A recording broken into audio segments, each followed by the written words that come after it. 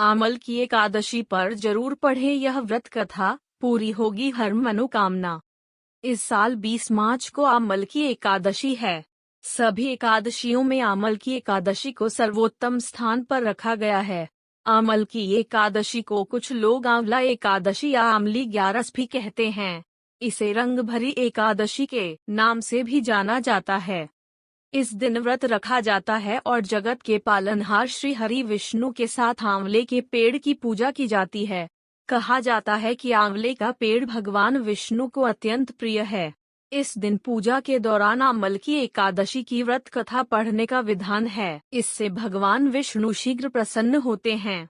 ऐसे में चलिए जानते हैं आमल की एकादशी की व्रत कथा के बारे में। आमल की एकादशी व्रत कथा पौराणिक मान्यता के अनुसार वैदिश नाम का एक नगर था। उस नगर में ब्राह्मण, क्षत्रिय, वैश्य और शूद्र रहते थे।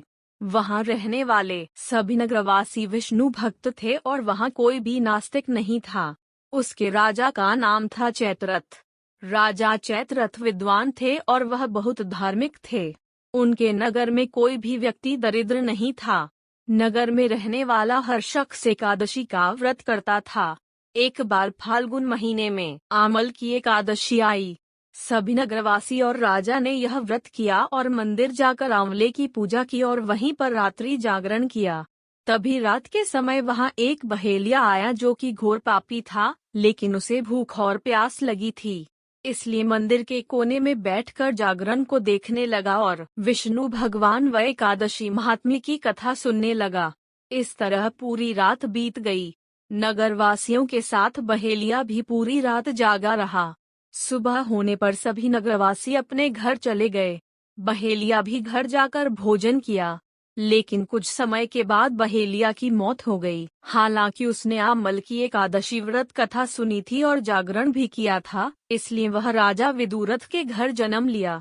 राजा ने उसका नाम वसुरथ रखा। बड़ा होकर वह नगर का राजा बना। एक दिन वह शिकार पर निकला, लेकिन बीच में ही मार्ग भूल गया। रास्ता भूल जाने के कारण वह एक पेड़ के नीचे सो गया। थोड़ी देर बाद वहीं म्लेच्छ छा गए और राजा को अकेला देखकर उसे मारने की योजना बनाने लगे। उन्होंने कहा कि इसी राजा के कारण उन्हें देश निकाला दिया गया, इसलिए इसे हमें मार देना चाहिए। इस बात से अनजान राजा सोता रहा।